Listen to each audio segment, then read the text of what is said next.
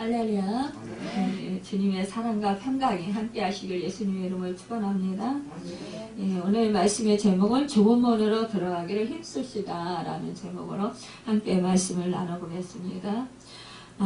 제가 이제 그 이재철 목사님의 간증을 듣게 되었는데요. 그 안에는 그 이재철 목사님이 이제 그 좋은 믿음이 좋은 집사라는 것을 생각하고 결혼했을 것이라고 이제 이재철 목사님이 말씀하셨어요. 그런데 이 이재철 목사님이 이제 그 평신도 때 그때 이제 직장 생활을 하셨는데 그때 이제 술과 돈에 빠져 있었다는 거예요. 그래서 거의 매일같이 술을 드시고 술에 많이 취해 있었다는 거예요. 원래 직장 생활하는 사람들은 대부분 직장 생활을 사업하는 일반 사인들이라고 해야 되겠죠. 그러니까 예수를 믿어도 사실상 이렇게 술을 많이 먹어요. 옛날에는 특히 우리 장로님들 일주일 내내 거의 먹었던 것 같아요. 그냥 그렇게 술들을 많이 먹는데 그때는 술 문화가 글쎄요, 지금은 이제 우리가 술하고 아예 딱 그렇게 단절을 해서 그걸 몰라서 그런지 몰라도 그렇게 만연해 있었던 것 같아요. 꽤 술을 많이 마시고 그랬는데 이제 이재철 목사가 배식이 전이죠. 그때는 매일 술 취해서 늦게 들어왔다 그래요. 그런데 빨리 들어가면 이제 어쩌다 빨리 들어가서 있잖아요. 그 술 친구들을 또 데리고 집으로 들어가. 옛날에는 그랬어요. 옛날에는 술을 조금 먹고는 또 술 친구들을 데리고 또 집으로 와요. 10시, 11시. 우리 장면이도 그때 그랬었는데, 집에 저 출장 갔다가 양주 같은 게 이제 또 이렇게 선물로 들어오고, 그러면 이제 그거를 또 먹이겠다고 또 이제 밤에 데리고 오는 거예요. 그래서 이제 밤늦게 이렇게 술수종을 들고 이제 그렇게 만드는데, 그 잠잘 시간에 오는 거잖아요. 그러니까는, 그때 이렇게 들어갔더라고요. 그런데, 이렇게 술 친구를 데리고 들어가서 또 술상을 보게 하고 술시종을 들게 하고 그랬는데 이재철 목사님 아내는 원래 대학에서 성악을 전공했대요. 근데 이재철 목사님이 또 술을 취하면 객기에 술집에서 아내를 불러내는 거예요. 그래가지고 노래를 시켰대요. 그러면 그 밤에 아내가 또 준비하고 와가지고 또 거기서 노래를 불렀다는 거죠. 근데 이것을 이 아내가 싫어하는 내색을 전혀 안 했다는 거예요. 남편한테 화를 내거나 짜증을 내거나 이렇게 하지 않았대요. 그래서 이제 자기가 생각하기에는 아내는 그냥 괜찮은가 보다 이렇게 생각을 했다라는 거예요. 그러면서 아무렇지도 않게 그냥 지나갔다라는 거예요. 그런데 이분은 꼭 술을 취하면 술을 취해서 집에 늦게 들어가잖아요. 근데 또 꼭 밤늦게 가서는 배를 누른대요.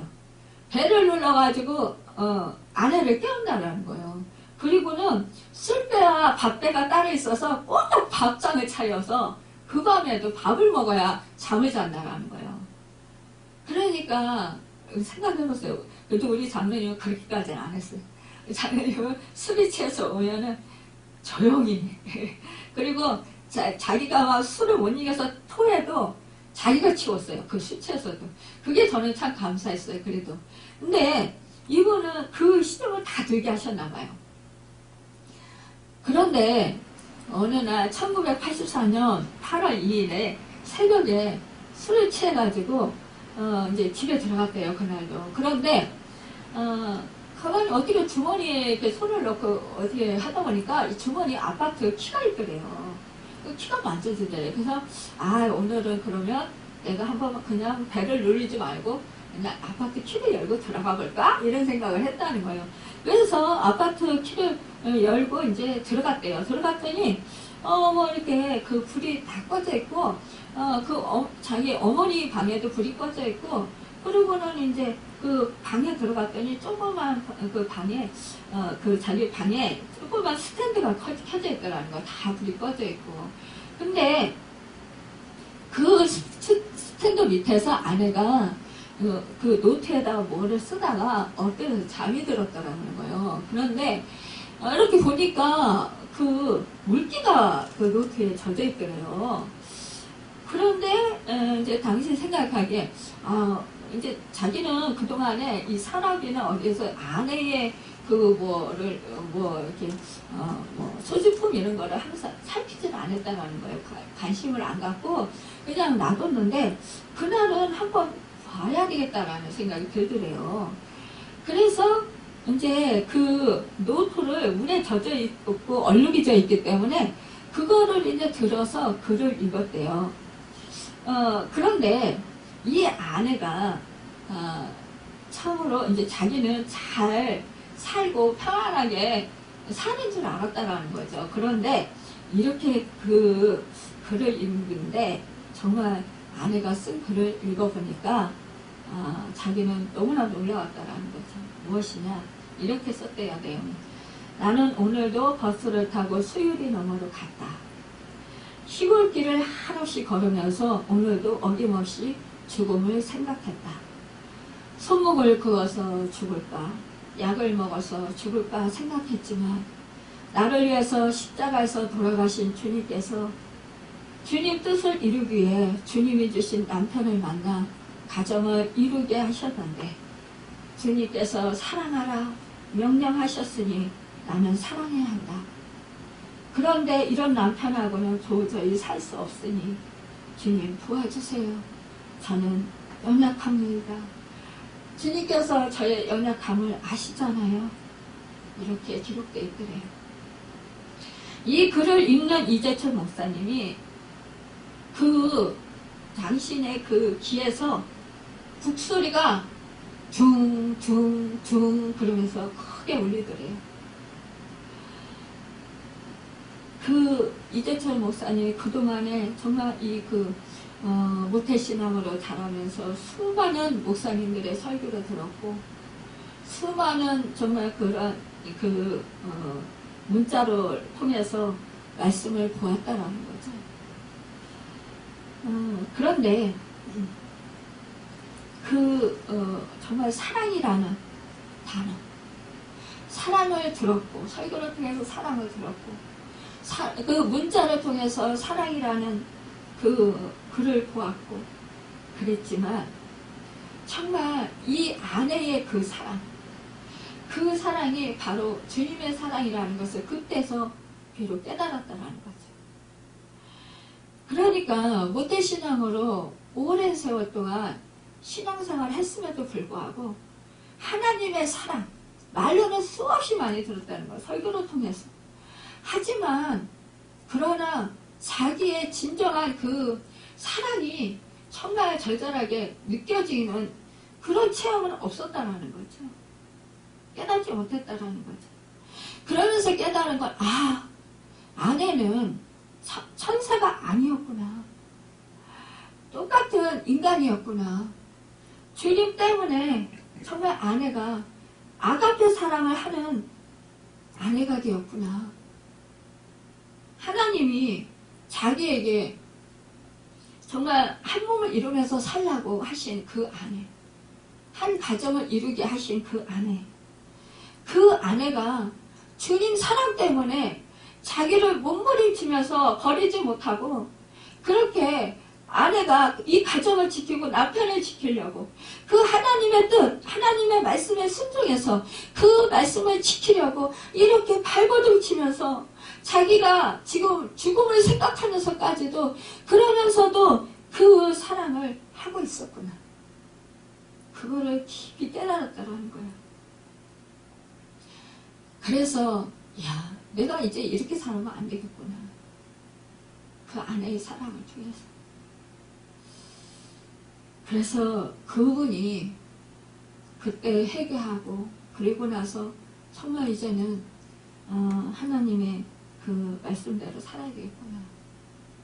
결국 그가 이제 정말 그때부터 이제 하나님을 찾고 하나님을 만나고 결국은 하나님의 신실한 종이 되었다라는 거죠. 이 목사님이 이제 나의 고백이라는 책을 그 글을 읽은 뒤에 6년 뒤에 썼다는 거예요. 이 주님의 부르심에 순종하는 이 그 아내의 일상이 삶이 허랑방탕한 남편을 변화시키는 그런 정말 축복의 그 역사를 이루었다는 거죠. 이 아내는 합정독을 벗어난 적이 거의 없다고 그래요. 그런데 이재철 목사님이 쓴 책을 통해서 아프리카에 가보면은 그곳에서도 그 크리스천 가정 가운데 이재철 목사님이 쓴 책이 한두 권씩은 비치되어 있더래요. 그러니까 이제 그 복음을 전하러 이렇게 다녔었잖아요. 그런데 보니까 그 가정에 한두 권씩 이재철 목사님이 쓴 책이 꽂혀 있더라고요. 그러니까 이건 뭐예요? 이 그 주님의 부르심에 순종해서 소명으로 살 때 이 한 사람이 주님의 소명에 순종할 때 사람들은 땅끝을 그러니까 순종할 때 하나님께서 땅끝까지 복음이 전파되는 그 역사를 이루시는 그 역사를 이루셨다라는 거죠. 사람들은요 땅끝을 지리적으로 먼 곳으로 생각한다라는 거예요. 아 우리는 땅끝까지 이르러 내 증인이 되라 복음을 전하라 했으니까 우리는 그래 선교사가 돼야 돼. 우리는 세계로 나가야 돼. 우리는 정말 어디 뭐 다른 지역으로 나가서 복음을 전해야 돼. 이렇게 생각을 합니다. 하지만 그것이 아니라 땅끝은 바로 내가 지금 땅을 딛고 있는 이 자리에서 시작되는 것이라는 거예요. 결국 그것은 뭐예요? 내 가족이라는 거예요. 내 남편이라는 거예요. 내 아내라는 거예요. 내 자녀라는 거예요. 내 사랑하는 내 형제간이라는 거죠. 그러면서 결국은 이 땅것이 결국은 시작이면서 종착점이라고 이재철 목사님 말씀하시더라고요. 아내는 그러니까 이재철 목사님을 땅끝이라고 생각하고 선교지로 생각했었다라는 거죠. 그러니까 이렇게 그 이재철 목사님이 쓴 그 책이 남미에 가도 아프리카도 크리스천 집에 가면 이렇게 한두 권이 꽂혀 있는데 결국 아내는 그 이재철 목사님을 땅끝으로 생각했는데 그 땅끝에 있는 누군가에게도 생명의 복음이 전해지는 결과를 얻게 되었다고 이렇게 간증하는 것을 보게 되었습니다. 여러분 요즘에 뭐 유튜브에 한참 이렇게 뜨더라고요. 그러니까 이 배우, 그래서 이제, 이 고은아 씨가 그 간증을 했는데요. 여기에 보면은 그 시거게인 30호 가수 이승윤의 고모예요. 이승윤 씨의 고모인데, 이 갑자기 떴잖아요. 그런데 그래서 젊은이들한테 이 시거게인 30호 가수, 이 가수가 정말 유명하게 뜨면서 이재철 목사님이 더 크게 뜬 거예요.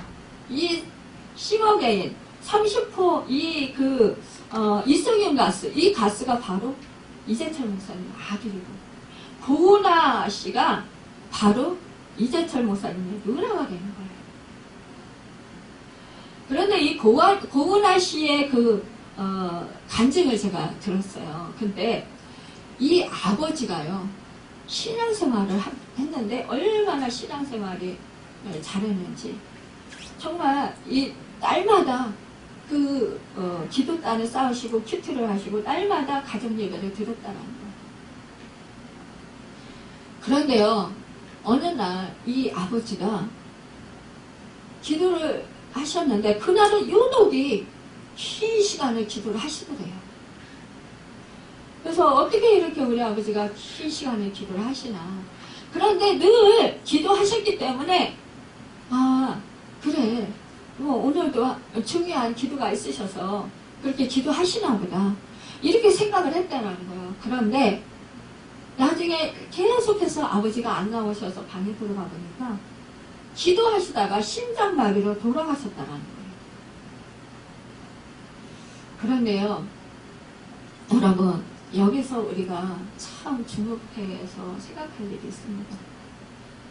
이 부모님이 할아버지 할머니가 기도하시고 그러니까 고은아 씨, 그 이재철 목사님 아버지가 어머니도 믿음생활 하셨지만 그렇게 가장으로서 그렇게 기도하시고 늘 가정 예배를 드리시고 자녀들을 위해서 기도해 주시고 그렇게 기도해 주셔서 어려서부터 모태신앙이어서 이 자녀들이 계속 교회를 다녔는데 사실은 교회 생활을 한 거예요.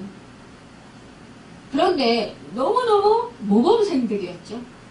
교회 가서 아버지의 신앙을 본받아서 정말 교회에서 봉사도 많이 하고 이 예배를 철저히 지키고 성금생활 철저히 하고 봉사 열심히 하고 그런데 이분들이 젊어서는 그냥 하나님을 알고 지낸 거에 불과했었던 거예요.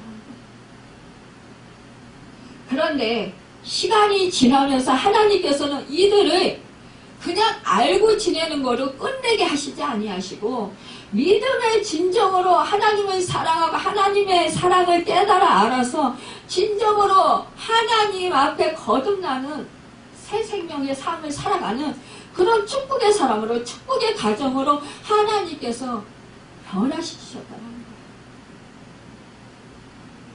거예요. 여러분 우리가 기도하고 지금 당장 이루어지지 않아요 그러면서 답답해 하잖아요. 그러면 물론 이 아버지는 가족이 전체가 다 교회 생활하고 믿음 생활 잘하고 그런 걸 보면서 그래도 흡족했을 것입니다. 하지만 진정으로 이들은 인격적인 하나님을 깊이 만나지 못했다는 거죠. 여러분 우리가 교회 생활을 잘한다고 인격적인 하나님을 깊이 다 만났다고 생각할 수 없다는 거예요.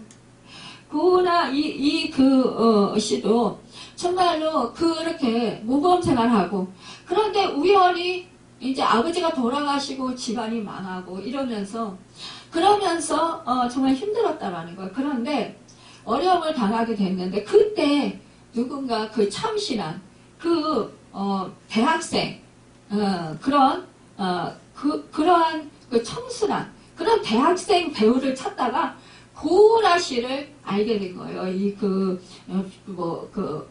PD나 이렇게 영화 감독이. 그래가지고 이분을 그렇게 쫓아다녔다는 거예요. 영화 하자고. 근데 영화 주인공 시켜준다고. 자기는 안 하겠다고. 그런데 어느 날 이제 그냥 하기로 했다는 거죠. 그래서 했는데 인기가 많아지더라는 거예요. 그러니까 옛날에 극장에 자기 얼굴이 하루아침에 크게 그려져 있고 이런 것을 보면 사람들이 자기가 그냥 배우라는 것 때문에 사람들이 그냥 밥도 사주고 그냥 와서 아는 체 해주고 이렇게 끌어안아주고 칭찬해주고 이렇게 하니까 좋더라는 거예요. 그런데 인기가 높아지면 높아질수록 자기 가슴에 구멍이 뻥 뚫리더래요. 뻥 뚫리면서 허전하더라는 거예요. 뭔가 채워지지 않는 인기가 높고 돈은 벌고 명성은 높아지는데 이 부족함이 없는 거예요. 이 현실 생활 속에서는. 그런데 사람들한테 사랑받고 사람들이 어디 가면 알아주고 그렇게 좋은데 칭찬해주고 얼마나 좋아요.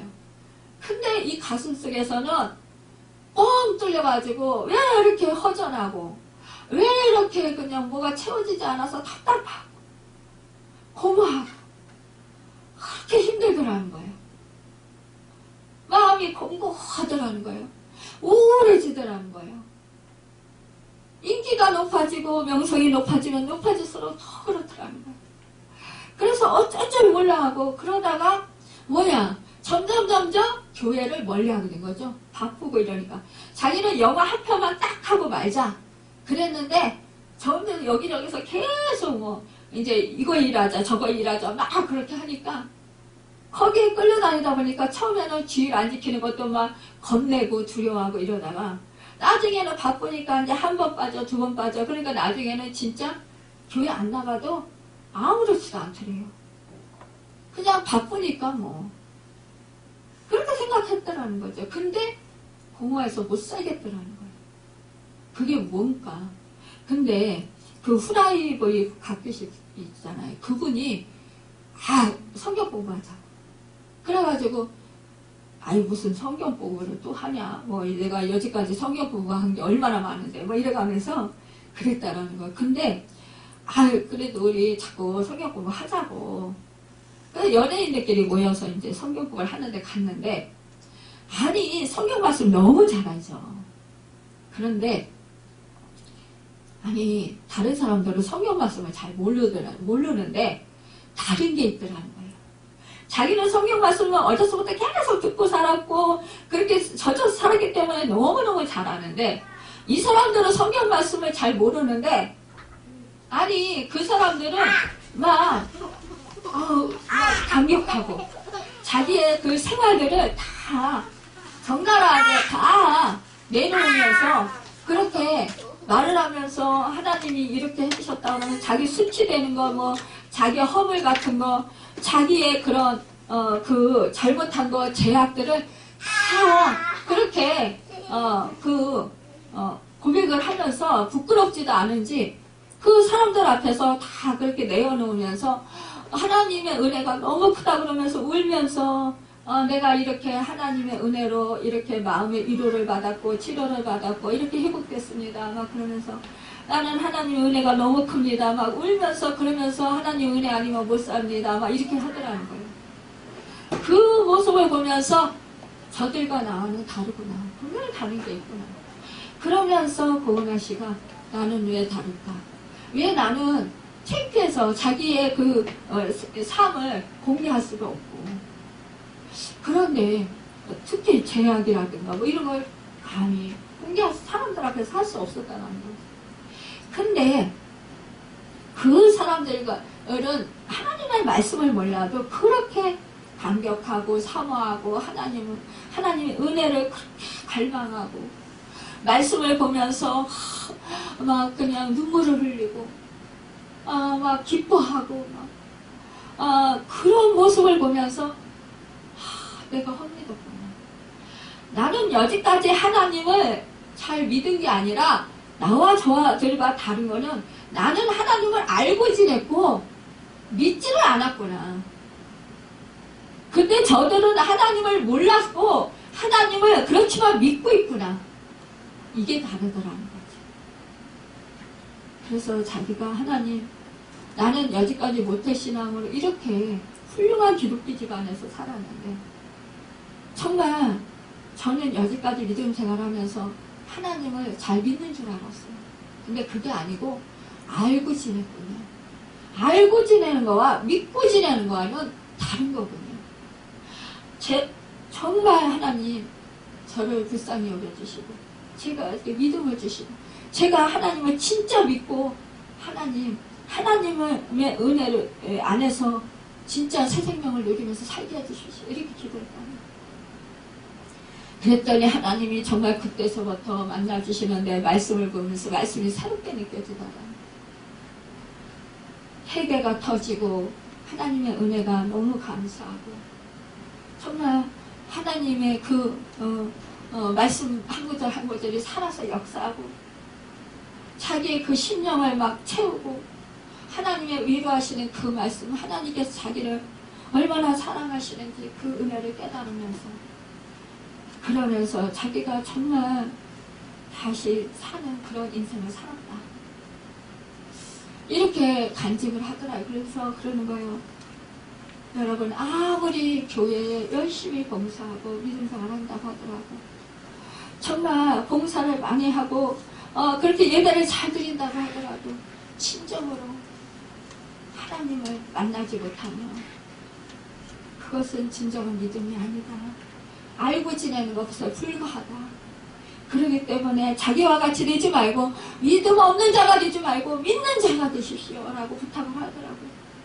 여러분 근데 이들이 이렇게 변화된 거 이 그 30호 싱어게인 30호 이승윤 씨 이렇게 변화된 거 이런 것들은 다 뭘까요? 바로 누군가의 기도의 씨앗 눈물의 씨앗이 있었기 때문이라는 거예요. 여러분과 제가 지금 당장 환경이 별로 변화되지 않고 내 자식이 내 정말 그 형제들이 내 부모가 내 남편이 내 아내가 지금 당장 변화지지 않는다고 여러분 얼마나 낙심합니까? 절망합니까? 저도 수없이 그랬어요. 하나님 나 이렇게 기도단을 쌓고 이렇게 하나님 은혜를 많이 받고 이렇게 하나님 정말 축복을 많이 받았는데 왜 이렇게 나는 막 그 영혼들을 엄청 정말 저같이 이렇게 축복받게 하고 싶은데 왜 안 되나요? 왜 이렇게 저는 막 그 정말 섬기는데 왜 안 될까요? 너무너무 답답했어요. 근데 저 자신을 돌아보게 되는 거예요. 저 자신을 돌아보면서 그래 내가 뭘 뿌렸지? 나는 값없이 은혜를 받은 사람이야. 나는 누군가가 나를 위해서 기도해주지 않았어. 하지만 하나님께서 나를 선택하셨고 나를 때가 돼서 불러주셨어. 내가 전도를 받고 이 교회에 온 것도 아니고 그냥 하나님이 살아계시고 역사하시고 하나님이 내 생명의 주인이시고 모든 만물의 창조시시라는 걸 깨달아 알게 하셔서 성령을 보내주셔서 그렇게 깨달아 알게 하셔서 하나님을 찾게 하셨고 주님을 믿게 하셨어. 그 은혜가 얼마나 큰데 이것이 정말 값없이 주신 은혜인데 그런데 생각해보니까요 그 구원 예수를 믿어서 구원 얻어서 하나님의 자녀가 되었고 나는 죽어도 천국에 간다라는 걸 믿었지만 정말 제가 이 말씀에 그렇게 관심이 별로 없었어요. 기도단을 별로 안 쌌어요. 기도단을 아예 안 쌌다고 볼 수가 있죠. 우리가 그러잖아요. 무늬만 그리스도인. 정말 성경책 주일날 가지고 갔다가 그때만 보고 딱 책꽂이에 딱 꽂아놓고 일주일 내내 한 번도 들여다보지 않는 거예요. 수요일날도 교회 안 가요. 금요일처럼 더더욱이 안 가죠. 주일날 그래도 뭐 저는 이상하게 하나님이 나가자마자 교사를 시키시고 나가자마자 성가대를 시키시고 뭐 이래서 그냥 성가대 해서 아무것도 모르고 성가 연습하러 가는 거예요. 청년부에 들어가서 청년들하고 성가 연습하고 그리고 성가하고 그렇게 찬양돼서 찬양하고 그러면서 때가 되니까 목사님이 세례 받으니까 세례 받고 뭐 이렇게 한 거예요. 그냥 그런데 그러면서도 나는 하나님 자녀야. 나는 그러면서도 천국에 가. 나는 구원을 얻었어. 근데 예전에 이렇게 그 정류장에 그 이렇게 채양 쳐놓고 그 정류장에 그렇게 해놨잖아요. 거기 보면 주 예수를 믿으라 그리하면 너와 내 집이 구원을 얻으리라. 이 말씀이 그게 이렇게 제 가슴에 탁 들어와요. 그러면서 그래 내가 예수를 믿었으니까 우리 부모님과 우리 동생들 우리 형제들이 다 예수를 믿을 거야. 구원을 얻을 거야. 그러면서도 기도를 안 했어요. 얼마나 어리석은 거예요. 그런데 참 하나님은요 그럼에도 불구하고 저에게 성령을 보내주셔서 정말 하나님의 자녀로 착정하고 저를 삼아주신 거예요. 그럼에도 불구하고 결혼할 때는 믿음의 가정, 믿음의 사람을 찾는 거예요. 제가. 그러니까 우리 장로님이 그래도 그 어머니 아버님이 믿음 생활을 하신다고 하니까 결혼을 생각하는 거예요. 본인은 그때 교회 안 나갔어요. 그래도 부모님이 예수님을 믿고 믿음 생활을 하니까 그러니까 이 사람은 믿음 생활을 하겠지. 그런 생각이 드는 거예요. 그래서 그렇게 결혼까지 하게 된 거예요. 근데 너무 감사한 거는 우리 어머니, 아버지, 시어머니, 시아버지가 저를 위해서 그렇게 중보기도를 해주셨다라는 거예요. 제가 이렇게 몹쓸병에 걸려서 그렇게 죽음을 생사의 기로에 놓였을 때 저는 정작 별로 기도 안 했어요. 그냥 하나님 고쳐주세요. 이렇게만 했지 뭐 아주 심도 있게 하나님 나 살려주세요 막 고쳐주세요 막 매달리지 않았어요. 그런데 우리 어머니 아버님은 새벽마다 저를 위해서 부르짖고 통곡하면서 기도하셨대요. 우리 며느리 불쌍하다고 우리 며느리 고쳐주시라고 교회 사람들이 다 듣도록 그러니까 교회 사람들이 새벽에 나온 사람들이 중보기도 안 하고 견딜 수 없도록. 우리 권사님이 그래요. 우리 아버님 돌아가시니까. 우리 아버님들 그 성결교회는 그 권사거든요. 그러니까 남자분들 권사예요. 이제 그러니까 이제 권사님이 통곡을 하시면서 기도하는 소리, 그 소리에 며느리를 얼마나 사랑하시는지, 그 소리에 우리가 기도하다가 며느리 기도를 안 할 수가 없다. 제가 이제 나중에 이제 우리 어머니 이제 천국 가시고 나서 거기를 우리 장로님하고 다녔어요. 그 전에 이제 결혼하고 또 다니고, 우리 분가에서 또 안 다니다가 거기에 이제 다른 교회 다니다가 그러다가 이제 우리 어머니 천국 가시고 나서는 우리 아버님 이제 혼자 사시니까 이렇게 뭐 살펴드려야 되잖아요. 저 아파도. 약을 먹고 이제 주일마다 갔어요, 제가. 그때 당시에 약을 끊는 중이었는데, 그날은 약을 먹어요. 약을 먹으면 눈도 떠져요. 그리고 초점이 안 맞춰져는 초점도 맞춰져요. 그리고 이렇게 팔과 다리에 이런 이런 데가 힘이 생겨요. 그러니까 그 힘으로 가서 일을 해요. 그리고 반찬 같은 걸 만들어서 갖다 드리고 거기서 이제 밥을 해먹고 집에 오고 이랬어요. 그런데 우리 장로님이 이제 냉장고 청소하고 이런 식으로 그랬는데, 집에 오면 이제 또 그 약을 끊어요, 제가. 그러면 그때는 이제 죽기 살기로 아파요. 왜냐? 갑자기 이게 몸에 부교가 신경 전달물질 이게 전달이 안 돼가지고 이게 접착이 안 돼가지고 손끝과 맞추신경까지 연결이 신경 전달물질이 연결이 안 돼서 이게 눈꺼풀이 처지고 초점이 안 맞춰지고 그 몸에 기운이 다 빠져서 이렇게 무기력한데 힘이 없어서 못 움직이는데 숨도 못 쉬는데 그 약을 먹고 그렇게 무리를 했잖아요. 그러니까 그는 이튿날은 죽어요. 탁 꺼져가지고 완전 땅속으로 기어들어가요. 그래도 또 집안일대로 있잖아요. 집안일을 죽어라고 하는 거예요. 그렇게 했는데 저는 미련맞게 세상적인 방법을 열심히 강구를 했어요. 진짜 뭐 병원 찾아다니고 또 뭐 이렇게 그 한의원 찾아다니고 뭐 좋은 약 뭐 정말 그 건강식품 찾아서 해먹고 열심히 그랬어요. 근데 열심히 기도하진 않았어요. 이렇게 미련했다고요. 제가 엄청 미련했어요.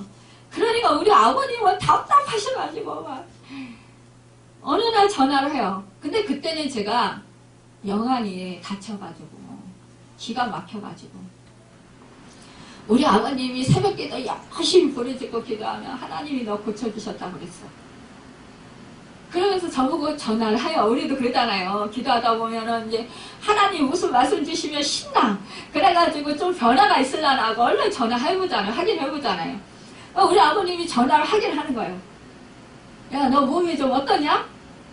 아우, 그냥 그렇지 뭐 어때요? 이렇게 얘기를 해요. 그러면 우리 아버님 막 역정을 내시는 거, 화를 내시는 거예요. 야, 네가 기도 안 해서 그래. 하나님이 고쳐주셨다고 했는데 야, 차도가 없으면 되냐? 차도가 있어야지. 막 이러면서 화를 내세요. 저는 그게 또 짜증이 나는 거예요. 아니 무슨 나는 맨날 그 상태인데 무슨 아버님은 뭐 병이 나았다고 그래. 하나님이 고쳐주셨다고 그래. 그때 원망이 들어가는 거예요. 아버님 마음도 못 들고 원망이 들어가는 거예요. 아버님은 맨날 하루에 수시로 전화를 하셨어요. 수시로 전화하셔가지고 체크를 하는 거예요. 조금만 늦게 받으면 막 야단치는 거예요. 뭐 하다가 늦게 받느냐고. 근데 제 몸이 제 마음대로 움직여지냐고요. 또 다른 일 하다가 죽기 살기로 다른 일 하다가 집안일 하다가 전화를 어떻게 빨리 받아요. 우리 장로님은 나가면 거의 전화 안 하는데 우리 아버님은 하루에 수시로 전화를 하긴 하는 거예요. 그래가지고 무슨 꼭 제가 무슨 저거 당하는 것 같은 거예요. 너무 속박을 당하는 거예요. 그래서 제발 좀 관심 좀 끊어주세요. 근데 지금 생각하니까 그때는 제가 너무 어려서 그랬는데 지금 돌아보면 우리 아버님이 가끔 같아요. 염려가 되셨던 것 같아요. 제가 아프니까. 그래서 잘 있나 못 있나 확인하셨던 것 같아요. 근데 저는 그게 저를 자꾸만 괴롭힌다고 생각해요. 저를 왜 자꾸 감시하는 느낌?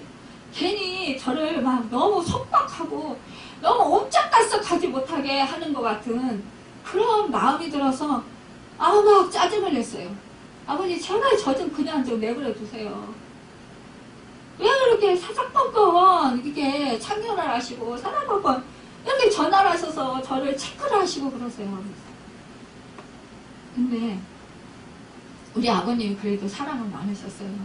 뭐 물질적으로 좀 우리를 힘들게 했지만 사랑은 많으셨던 것 같아요. 그래가지고 그 사랑을 저한테 베풀었던 것 같아요. 그런데 정말 그때는 그렇게 오해하고 제가 그렇게 아버님 그러니까 속썩인 자식인 거예요.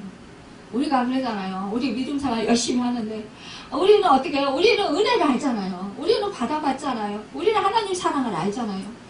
그러니까 이것을 우리 자식들도 잘 받게 하고 싶은 거예요. 그쵸? 근데 진짜 내가 사랑하는 자들이 잘 받고 나보다도 더 많은 축복을 받고 더 많은 사랑을 받고 하나님의 말씀에 순종하게 행하여서 하나님을 기쁘시게 해드리고 하나님 영광 돌리고 하나님께 정말 하나님 뜻대로 살아서 하나님을 존귀케 해드리고 이렇게 해드렸으면 좋은 거예요. 그쵸? 하나님 마음에 합당하게 사는 거.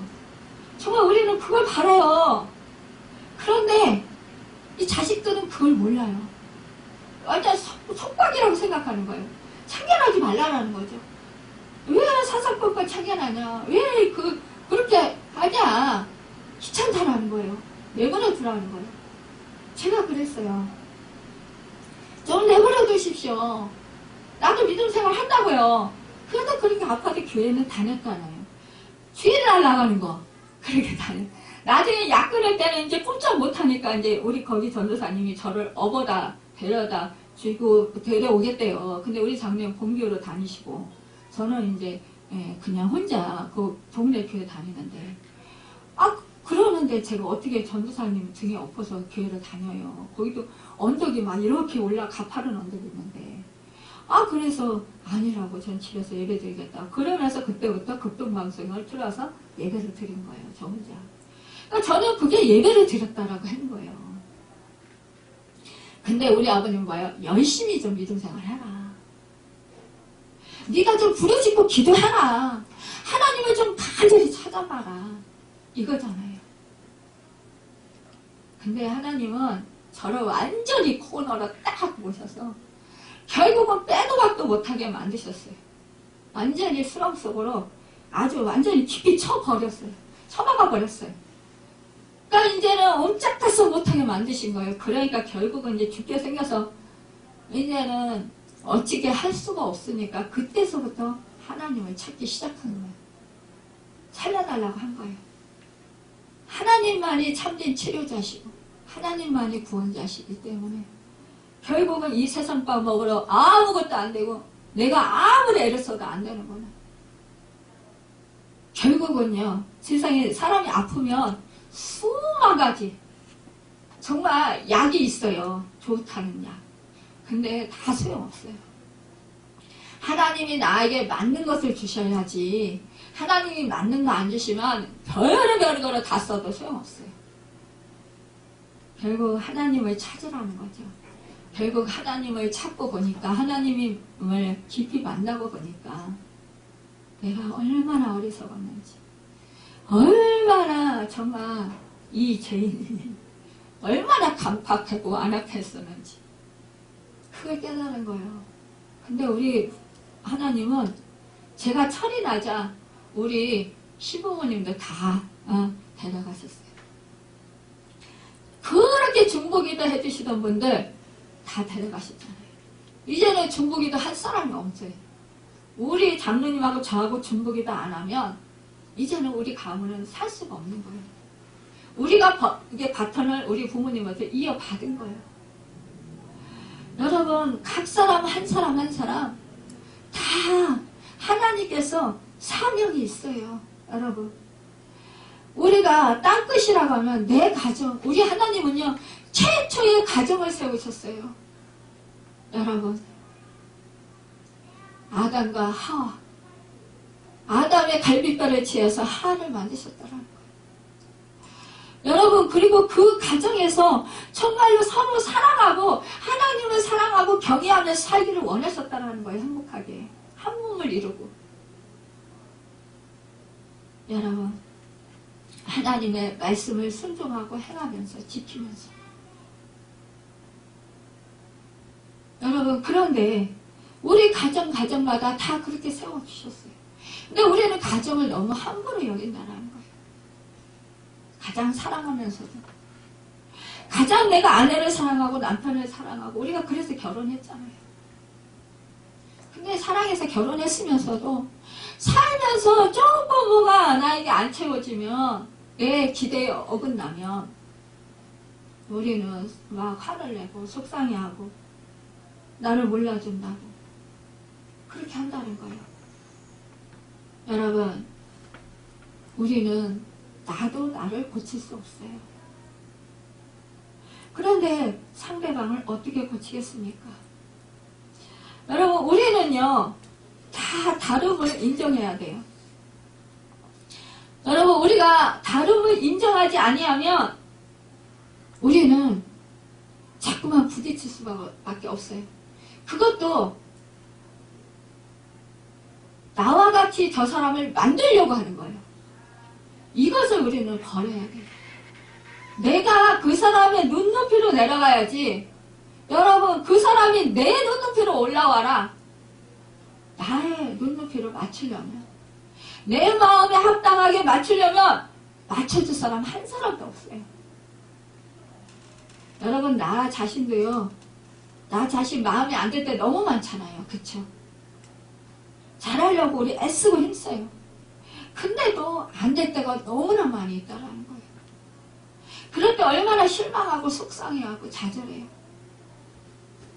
그럴 때 우리는 어떻게 합니까? 우리는 누굴 찾아야 돼요? 하나님을 찾아야 돼요. 주님을 찾아야 돼요. 그래서 우리는 십자가가 필요한 거예요.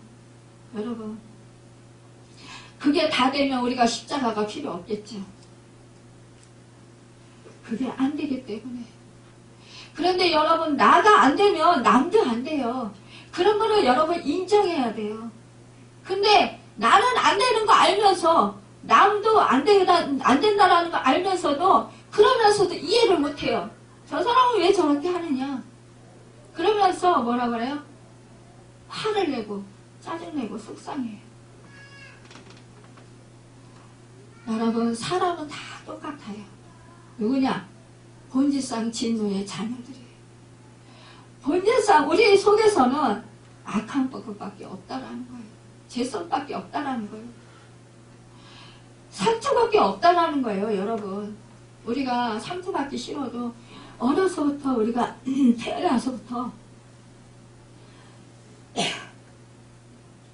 아니 태 속에 있을 때부터요. 우리가 은연중에 부모로부터 받은 상처도 많이 있어요. 사랑도 많지만 여러분, 우리가 태 속에 있을 때 부모가 귀중히 여기면 얼마나 좋았겠어요. 귀중히 여기지만 또한 우리가 불편할 때 뭐예요? 아유, 이 자식이 생겨서 내가 이 뜻을 이렇게 해가지고 고통스럽다고 이런 말을 하잖아요. 애기 태아가 못 듣는 것 같죠? 다 듣는데요. 다 반응을 해요. 여러분, 어떤 사람이 애기를 유산시키려고 병원에 갔는데 그걸 촬영한 걸 보여주더라고요. 그 애기 조그맣게 이제 생긴 지 한 3개월 그 정도 됐는데요. 근데 이거 이제 핀셋으로 이렇게 찌르잖아요. 그러니까 애가요, 탁 그렇게 움츠려. 태아가 탁 움츠리고 이렇게 깜짝 놀래고 이런 장면들을 이렇게 초음파 이거로 영상으로 보여주더라고요. 그런데 그 애기를 유산시켜 보세요. 발개발개 다 찢겨서 생명을 죽이는 거예요. 그런 거를 우리가 깊이 알아야 돼요. 깨달아야 돼요. 여러분, 그러니까 아기가 뱃속에 있었어도 우리가 은연중에 나이가 힘들어서 얘기한 말도 이 아기에게 상처가 될 수 있었다는 거예요. 태어나서 우리가 아기 자라면서 은연중에 한 말, 이런 것도 은연중에 이 악인은 상처가 될 수 있다는 거죠. 우리가 사람이 살아가면서 서로 상처 안 주고 살 수는 없어요. 하지만 우리가 완전한 치유를 받을 수 있는 것은, 우리가 그 상처를 이기고 극복하며 살아갈 수 있는 것은 바로 주님 안에 있을 때라는 거예요.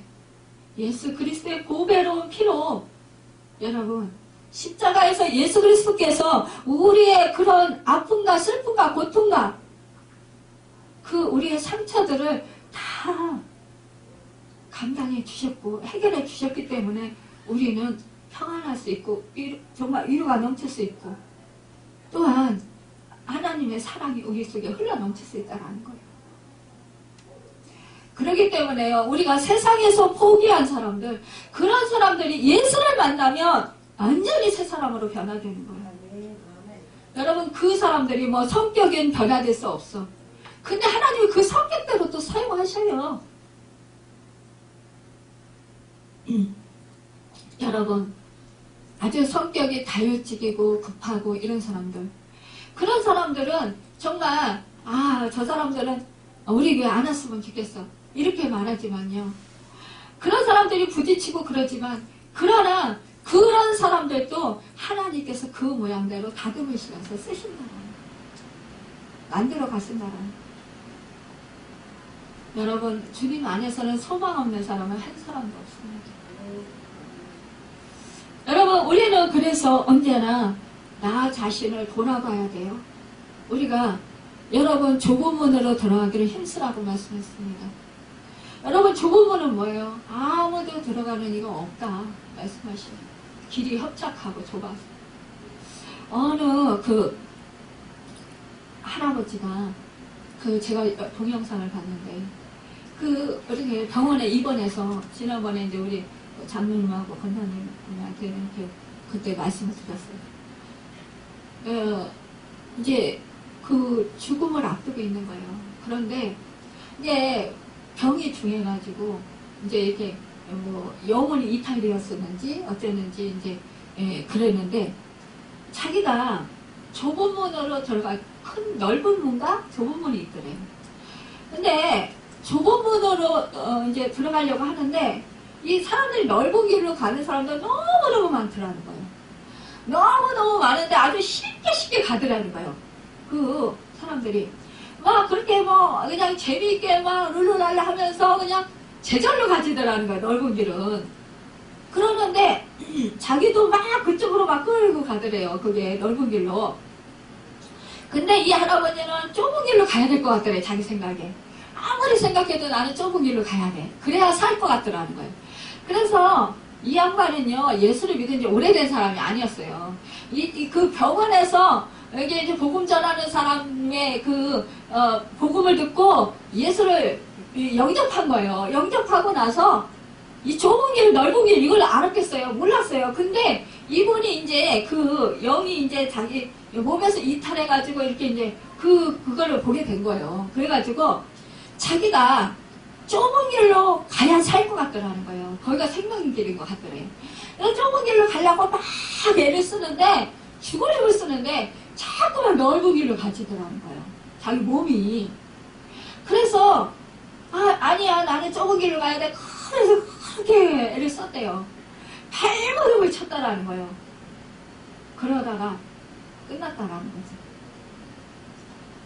여러분, 근데 좁은 길은 진짜 사람이 안 가더래요. 쪼문쪼문 가더라는 거예요. 여러분, 그렇습니다. 우리가 믿음 생활하면서, 믿음 생활하면서 다 복받기 위해서 믿음 생활하는 사람 많아요. 자기 충족을 채우기 위해서, 자기가 원하는 거 하나님한테 받기 위해서 믿음 생활하는 사람 많아요. 근데 자기 것을 내려놓고 정말 주님이 말씀하신 대로 주님처럼 십자가 지시고 주님처럼 하나님의 말씀에 순종하고 행하면서 살고자 하는 그러한 자기를 부인하는 사람들은요, 거의 없어요. 여러분, 지금 우리 이 설교를 제법은 요즘에 계속 이런 설교를 하잖아요. 사실상 우리 지금 젊은 분들한테 어떤 때는 좀 죄송할 때가 있어요. 너무 좀 힘든 설교를 하는 거 아닌가. 예전에 오카노 목사님이 예수님의 제자, 그 성경 공부로 굉장히 유명한 곳이잖아요. 그래서 거기는 정말 부흥의 역사가 일어난 교회잖아요. 사랑의 교회. 근데 그 목사님이 정말 예수님의 제자를 삼는 것, 이것을 그렇게 힘썼다라는 거죠. 근데 너무 다른 그 목사님들의 말씀과는 틀리게 너무 이제 성들이 힘든 말씀이라는 거예요. 그러니까 자기를 부인해라, 십자가를 져라, 이게 자기 것을 버려라, 이렇게 맨날 이런 말씀을 하니까 당신이 성도가 오겠나 이런 생각을 했대요. 그런데 아니 웬걸요? 아니 성도가 막 몰려오더라는 거예요. 그러면서 제자가 제자를 낳고 제자가 제자를 낳고 그러면서 부흥의 역사가 일어났다라는 거예요. 근데 제가 기도하면 성령님이 제자 삼아라, 제자 삼아라. 예수님 제자 삼아라. 너희 위에 여호와의 영광이 일어났다. 영광의 빛이 일어났다. 제자 삼아라, 제자 삼아라. 우리는 계속 지금 말씀이 그거예요. 나를 부인해라. 그 팔복대로 살아라. 말씀에 순종해라. 행하라. 자기 것을 버려라. 맨날 이런 말씀이잖아요. 사실상 세상을 거슬려 가기 때문에 세상은 뭐예요? 자꾸 내 마음속에요. 내 주장을 펼쳐라. 내 꿈을 펼쳐라. 내 자아를 실현하라. 내 명성을 위해서, 내 목표를 위해서, 내 성취를 위해서 살아라. 이렇게 하잖아요. 근데 그런 설교를 들으면 또 우리도 또 막 좋잖아요. 편안하고. 그런데요, 왜? 내 자아를 만족시켜주니까. 근데 여러분, 우리 교회는 자꾸 자아를 꺾어라. 버려라. 나를 버려라. 그리고 주님으로 채워라. 자꾸 성령 충만함을 구하라. 말씀에 순종해라. 행하라. 자꾸 이렇게 하니까 힘들어요. 세상 살아갈 때 저도 직장생활 해봤지만, 오래도록 해봤지만 사실 사회생활하는 게 얼마나 힘들어요. 그런데 거기서 사회생활하면서 타협해야 될 때가 너무 많은 거예요. 말씀대로 살면 내가 손해봐야 될 때가 너무 많고, 또 사람들한테 불이익을 당할 수 있는 경우가 많고, 사람들한테 정말 무시당할 수 있는 경우가 많이 있어요. 그리고 정말 내가 내 마음을 충족시키지 못할 때가 너무 많이 있어요.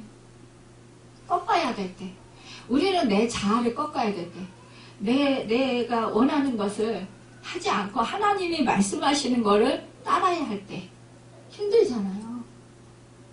저 맨날 그랬어요. 하나님 나 이거 못해요. 나 힘들어서 못해요. 나 아파서 못해요. 맨날 징징징징징. 근데도 우리 하나님은, 성령님은 자꾸 내가 함께 하잖아. 내가 해줄게. 해. 그러면 내게 능력 주신 자 안에서 나는 모든 것을 할 수 있습니다. 그리고 하고. 또 하나님 너무 억울해요. 속상해요. 그래서 나는 그 사람 찾아가서 막 이렇게 하고 싶지 않아요. 막 이렇게 하잖아요. 근데 하나님은 뭐예요? 가서 네가 사랑으로 섬겨주고, 네가 기도해주고, 네가 양보해라. 네가 그 사람을 더 위해줘라. 이렇게 하는 거야. 그러면 제 마음속에서는 막 속이 상하고 막 하기 싫어요. 막 억울하고 막 힘든 거예요. 근데 하나님이 너 말씀에 순종해라. 그러면 알았어요. 나는 안 되지만 주님의 사랑으로, 주님의 마음으로 할 수 있게 도와주세요.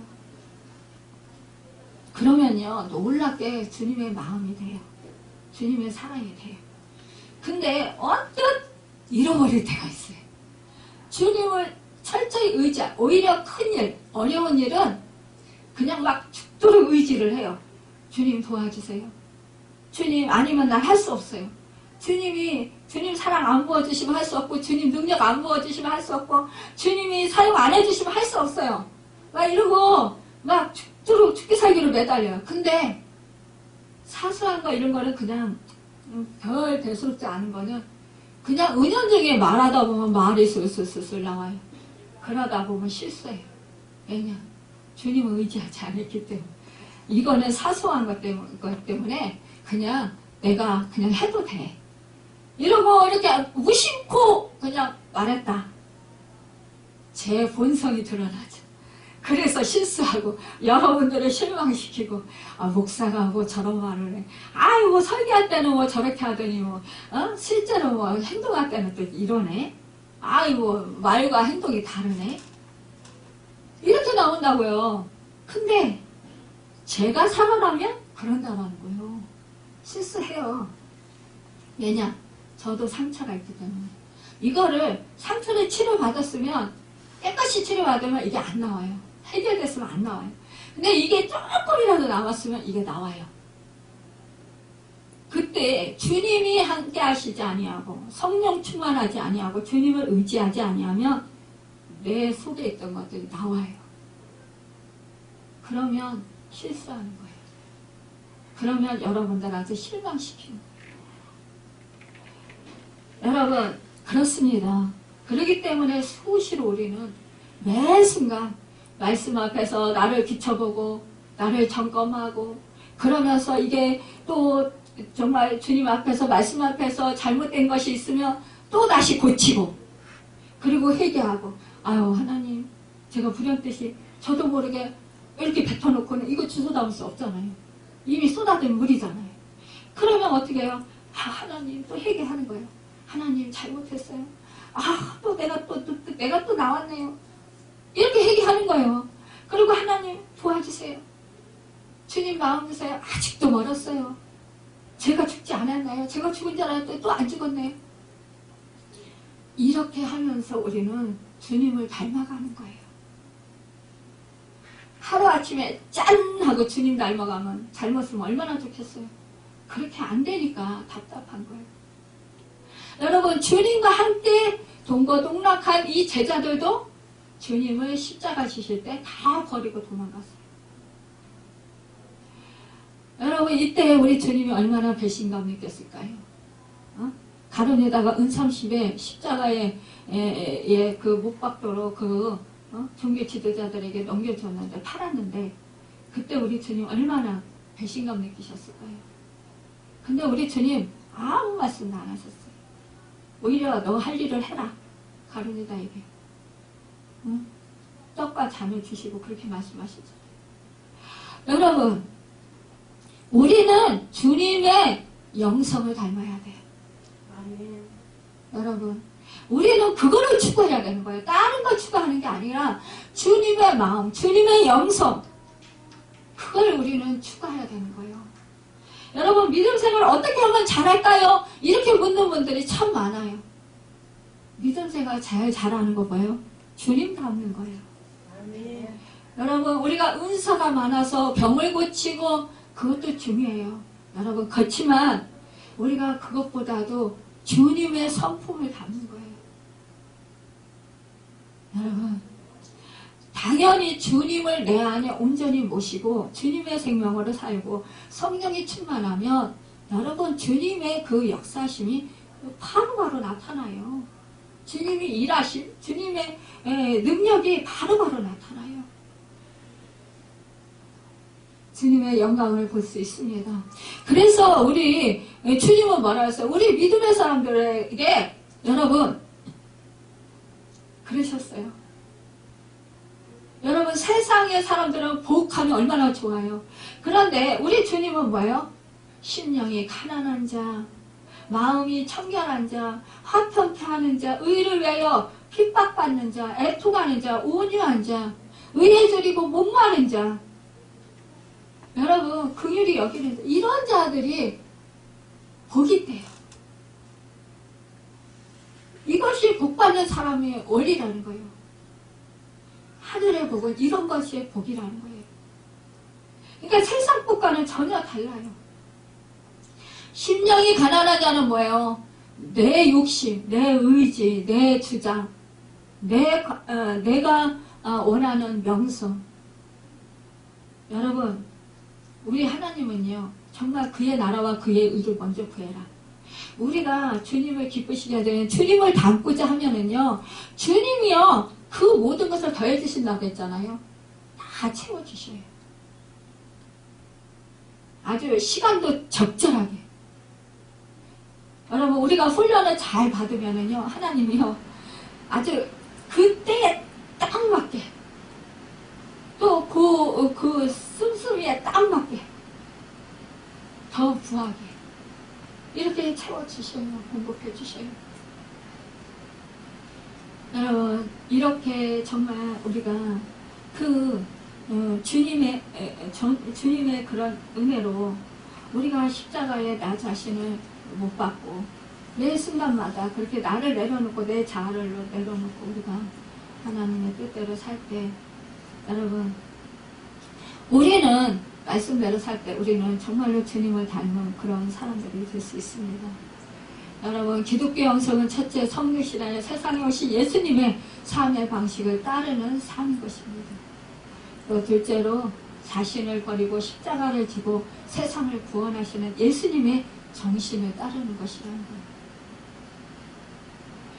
거예요. 여러분, 셋째로 세상 끝날 때까지 우리와 함께 하시는 임마누엘 그리스도와 지속적으로 교제하며 사는 삶입니다. 주님과 동행하는 삶입니다. 그리스도와 함께. 여러분, 우리가 정말로 우리가 언제나 그 주님의 마음이 있는 곳에 우리의 마음도 함께 갔어야 되는 거예요. 주님이 행하시고자 하시는 뜻대로 우리가 행해야 되는 거예요. 우리는 여지없이 자꾸만 내 욕망을 위해서 내 자아를 만족시키고 나를 만족시키고자 하는 것으로 자꾸 채워지고자 합니다. 그러나 여러분, 내 스스로가요, 나 자신을 비우고 자꾸 내려놓을수록 여러분 주님의 생명으로 우리 속에 더 충만하게 채워주신다는 거예요. 성령으로 더욱더 충만히 채워주셔서 주님의 능력으로 살게 하시고 하나님의 뜻대로 살게 하시고 하나님의 뜻과 섭리와 교훈하심과 인도하심을 더 깊이 깨달아 알게 돼요. 그러니까 뭐예요? 여러분, 주님의 뜻대로 살고자 힘쓰게 되는 거예요. 주님의 말씀대로 살고자 힘쓰게 되는 거예요. 그러니까 결국은 뭐예요? 하나님의 뜻이 나를 통해서 이루어지는 거예요. 그래서 하나님께서 하나님의 영광을 드러내시는 거예요. 그리고 우리는 하나님의 영광 속에서 우리가 또한 영광을 받게 되는 거예요. 여러분, 우리가 하나의 미랄이 땅에 떨어져 죽으면 여러 생명을 얻지만 하나의 미랄이 그냥 그대로 꼿꼿하게 있으면 여러분, 생명을 얻지 못한다라는 거예요. 여러분, 생명으로 인도하는 분은 좁고 협착합니다. 그래서 들어가는 사람이 아주 적어요. 여러분, 사람들은 넓은 길을 가기를 원합니다. 대부분 많은 사람들이 넓은 길을 가기를 원해요. 하지만 여러분과 저는 좁은 길을 가기를 힘씁시다. 정말로 이제는 주님 한 분만으로 만족합니다. 여러분, 주님만이 나의 생명이시고 나의 힘이시고 나의 능력이시고 나의 구원이시고 나의 피난처시고 나의 산성이 되시고 나를 지키시는 보호자십니다. 여러분, 이렇게 날마다 고백하시길 바랍니다. 여러분, 그래서 여러분 큐티하시길 바랍니다. 날마다 말씀의 인도를 받아야 돼요. 큐티하시면서 거기서 하나님의 음성을 들으시고 거기에서 하나님의 말씀에 어긋나는 것은 바로바로 쳐서 회개하면서 하나님 말씀대로 살 수 있도록 도와달라고 그렇게 기도하시고 의지하시고요. 또한 안 되는 것은 되게 해달라고 또 기도하세요. 하나님 말씀대로. 여러분, 그리고 정말로 하나님이 정말 기뻐하시는 삶을 살아가는 여러분과 제가 되길 바랍니다. 여러분, 그래서 나도 정말 그 좁은 길로 들어가고 내 자녀들도 좁은 길로 들어가서 영생을 누려야 되잖아요. 네, 아멘. 우리가 정말로 붙잡고 살아갈 것이 무엇입니까? 주님을 붙잡고 성령에 의지하고 살아가야 되지만 우리가 천국을 소망하면서 정말 우리 각자에게 주어진 그 십자가를 지고 가는 것입니다. 여러분, 그럴 때 우리는 정말로 아름다운 그 주님의 형상을 이루는 축복의 사람들이 될 수 있습니다. 아멘. 여러분, 우리 가정이 살아나고 우리가 가는 곳곳마다 우리의 직장과 우리의 삶의 터전, 정말로 우리가 그 어떤 사람을 만나든지 그 사람이, 그 생명이 우리 안에 계신 성령님으로 인해서, 우리 안에 계신 예수의 생명으로 인해서 살아나고 생명이 정말 그 생기를 얻고 또 치유가 되고 악한 것들이 떠나가고 새롭게 회복되고 정말 그 사람들이 내가 누리는 하늘나라를 누린다면 얼마나 좋겠습니까? 여러분, 내가 예수를 충만할 때, 우리가 좁은 길을 갈 때 그것이요, 우리는 망하는 길 같지만 아니라는 거예요. 우리가 불편하고 아주 힘든 길 같지만요, 사실은 처음에는 힘들어요. 근데 나중에는 너무 쉬워요. 왜냐? 주님이 다 해주시기 때문이에요. 아멘. 그래서 주님이 다 해주시니까 뭐 우리는 주님의, 예전에 제가 주님의 음성을 아주 바로바로 들을 때가 있었어요. 그때는 너무너무 쉬운 거예요. 주님 말씀대로만 하면 되니까. 이렇게 해요 말아요. 그럼 하지 마라. 그럼 하지 말고. 하라. 그럼 하고. 뭐 이렇게 하니까 너무 쉬운 거예요. 이것처럼 쉬운 게 없는 거예요. 인생이 참 재밌다. 뭐 그냥 편안하다. 진짜 편안한 거예요. 근데요, 하나님이 이제 음성을 이렇게 아주 자꾸자꾸 목소리를 좁게 주시는 거예요. 제가 믿음이 자라면 자랄수록. 그리고 이제는 드문드문 주시는 거예요. 그래서 왜 이렇게 주시지? 막 답답했어요. 근데요, 왜냐? 믿음이 제가 성장해야 되잖아요. 그러니까 그렇게 훈련시키시더라고요. 여러분, 우리가 목소리가 안 들려도요, 어떻게 해요? 주님의 말씀을 알잖아요. 말씀을 알면 말씀이 하나님의 목소리예요. 하나님의 말씀을 내 자신에게 늘 적용을 시키는 거예요. 내 삶 속에서 적용을 시키는 거예요. 그래서 그 적용 속에서, 그 말씀 속에서 내가 잘못된 것은 버리고, 또 내가 또 취해야 할 것은 취하고, 내가 또 열심히 해야 될 걸 열심히 하고, 이렇게 하는 거예요. 예, 말씀을 지키기 위해서 힘쓰는 거예요. 그러다 보면 우리는 어떻게 해요? 생명길로 자연적으로 가요. 좁은 길로 가요. 여러분, 그렇기 때문에 우리는 믿음의 선한 싸움에서 승리하게 된다는 것입니다. 여러분, 그래서 생명의 면류관을 받아 쓰는 축복의 사람들로 살아간다고 하는 것이에요.